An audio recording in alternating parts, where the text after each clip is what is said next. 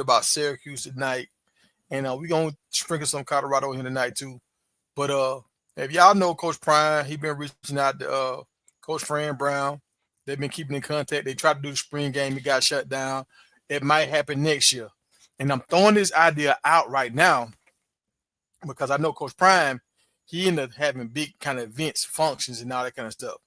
And I seen a celebrity event for the NFL that was big time major. I'm talking about like I know with all these superstars they had that they got over like 10 million views. And I know destroying his himself, he had 4 million views on his channel. I seen EJ Green got out here with the white hoodie on. The guy that did he got his white hoodie on. He did a deal with Travis Hunter when it was at Jackson for hoodies. I seen his channel. He had like 2,000 and something views, like 2,050 views on his channel. But I know he said that he was late when he started here. So I don't know if he didn't post as early as these other guys, but he was late to the party. And Speedy, he was the guy at the top left corner. He was there at the event. And the reason why I'm bringing this stuff up, dog, because all these dudes have their own individual star power and they connect with kids.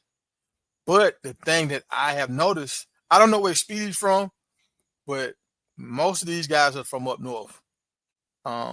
Gilly, he's from Philly. Him and Fran Brown, they grew up, you know what I'm saying, like an hour, maybe 2 hours at max away from each other.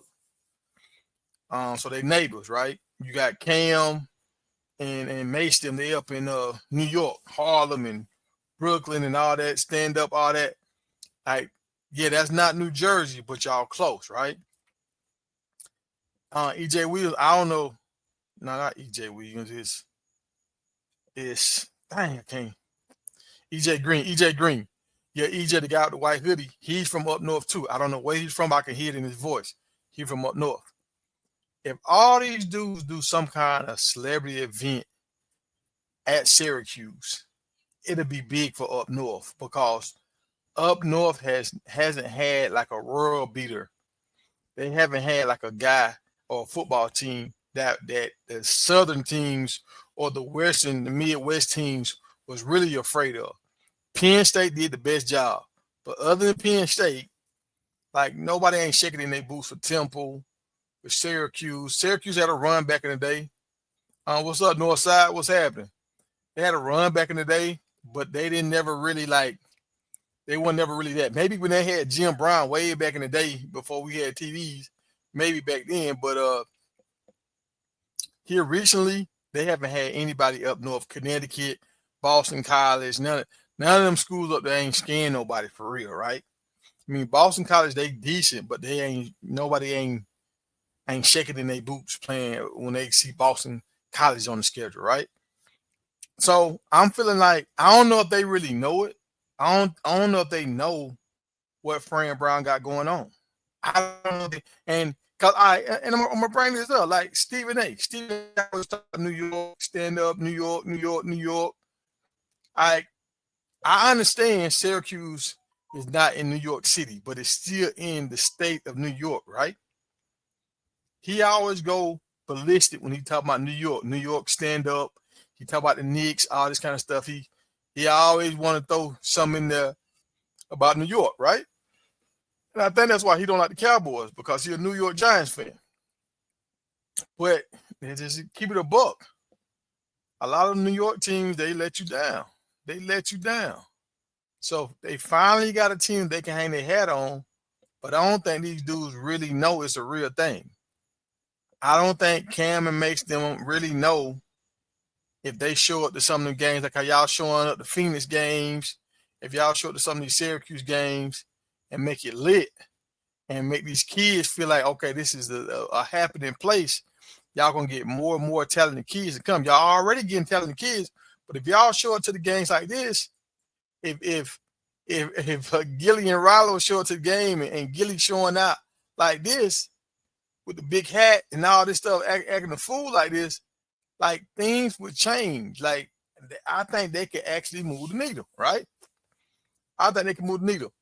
And even like if they had a celebrity game, and check this out, like they could get McNabb to come back and be a quarterback on one team, Then they can have Kyle McCord come back and be the quarterback of the other team. Like both Philly quarterbacks, both played at Syracuse. Like this is just looking this.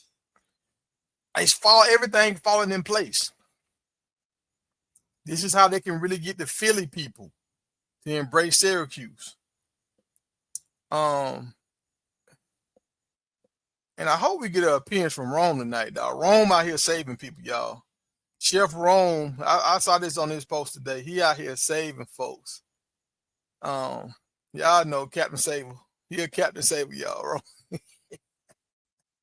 So hopefully these guys gonna jump on the show a little later on, but we will see. And the reason why I'm bringing Rome up, Rome feels like Speedy and all these guys are too big for Syracuse. Like they got too much going on for Syracuse. Like they wouldn't take time out of their day to go to Syracuse. And I'm just like, bro, do you understand Syracuse has a whole city behind them? They got fans going back to way back in the 50s and stuff. So if Speedy show up, he's gonna get some new people to follow him. Some new people gonna be like, who is this Speedy guy? And it's new. It's about getting new people. It's always about getting new subscribers, all that kind of stuff. So I'm gonna show y'all a few things, man. And this is Speedy right here. This is Speedy. He raced the fastest man in the world. You know, he out here showing out doing backwards flips. Now, dude looking like, man, what you doing? What you doing? He out here doing backwards flips, all this kind of stuff. And you know, the race looked kind of close. I'm gonna try to show y'all that race, but it really wasn't that close. It really was not that close. But cause my man stopped and was looking at it like, that's all you got, and he kind of pulled off. But Syracuse got a guy. Syracuse got a guy that's a speedster. Oh, it's Speed, not Speedy.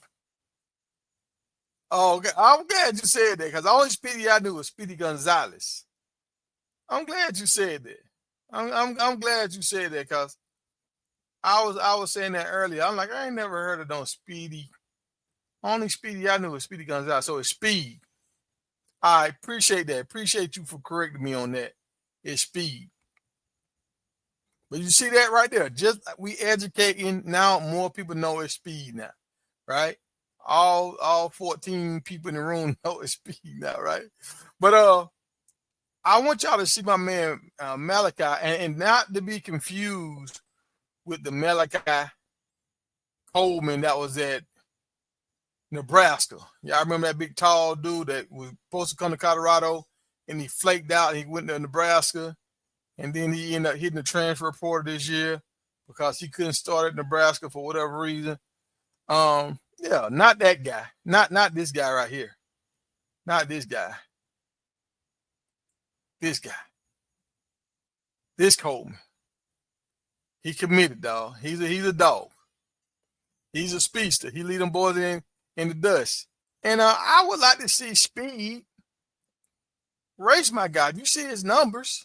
Every year he got better every year, and he broke the record in the state of Virginia. He broke the record in the state of Virginia. Now, he ain't doing these.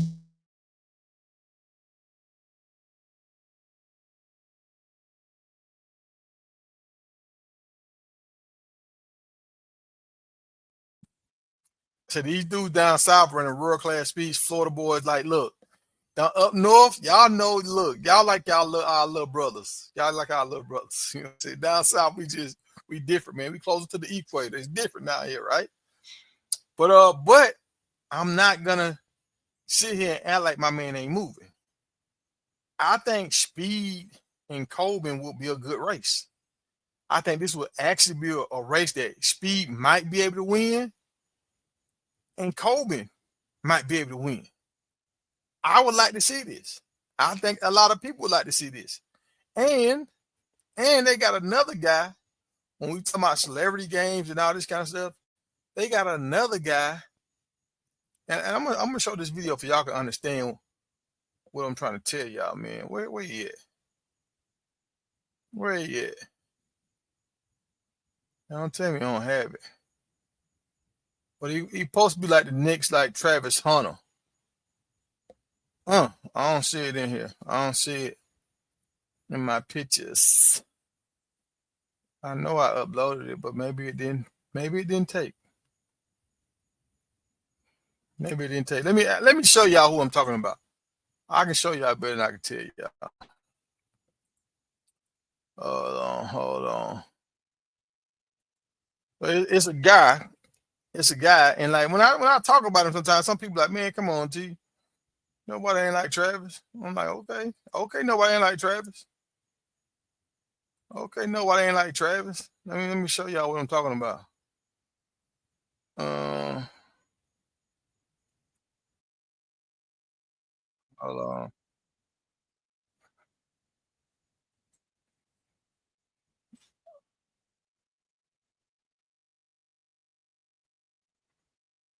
This week, he's gonna play both ways. He'll have a chance. A 16-year-old freshman playing both sides of the ball for Syracuse this year. It's time to meet college football's newest Ryan Williams, Travis Hunter hybrid. Demetrius Samuel Jr. is his name. He's on campus already at Syracuse, and apparently he's already dominating. And Coach Fran Brown confirmed this week he's gonna play both ways. He'll have a chance to even start at corner, and he'll be rotating in and out at receiver. Let me back this up. 16-year-old freshman playing. Let me back it up. 16-year-old freshman playing both sides of the ball for Syracuse this year. It's time to meet college football's newest Ryan Williams, Travis. Demetrius Samuel Jr. is his name. He's on campus already at Syracuse, and apparently he's already dominating. And Coach Fran Brown confirmed this week he's going to play both ways. He'll have a chance to even start at corner, and he'll be rotating in and out at receiver. And yeah, his age, he's super young for a freshman. He was originally in class of 26, reclassified into 25, and did the early enrolling at Syracuse. So he's there for spring ball, and he's basically on campus 18 months early. And the article that said he was 16. Well, as of today, April 2nd, he's 17. So happy birthday to Demetrius Samuel Jr. Now, he'll still be a 17-year-old freshman the duration of the season, and he'll actually be a younger freshman than Ryan Williams was. Ryan Williams turned 18 in February after his freshman year. Demetrius Samuel won't turn 18 until April after his freshman year. But maybe most impressive is that he's learning both offensive and defensive playbooks. Even with reclassifying, he was still the top recruit in their 25 class. Planning this before the man turns 17 is crazy. But send to a friend and let him know Demetrius Samuel Jr., college football's next superstar. All right. So y'all saw that, right? Y'all saw that. I saw that. We all saw that. And this is what's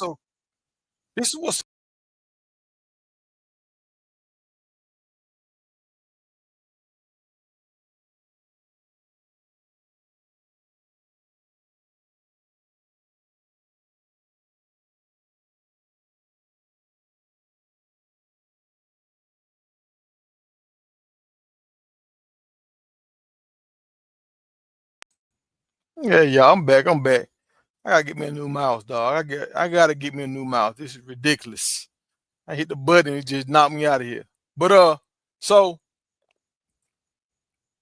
what I'm trying to get y'all to understand, they saying Samuels is another version of a Travis Hunter. He's supposed to be better at receiver, but he can also play DB, safety, or corner, right?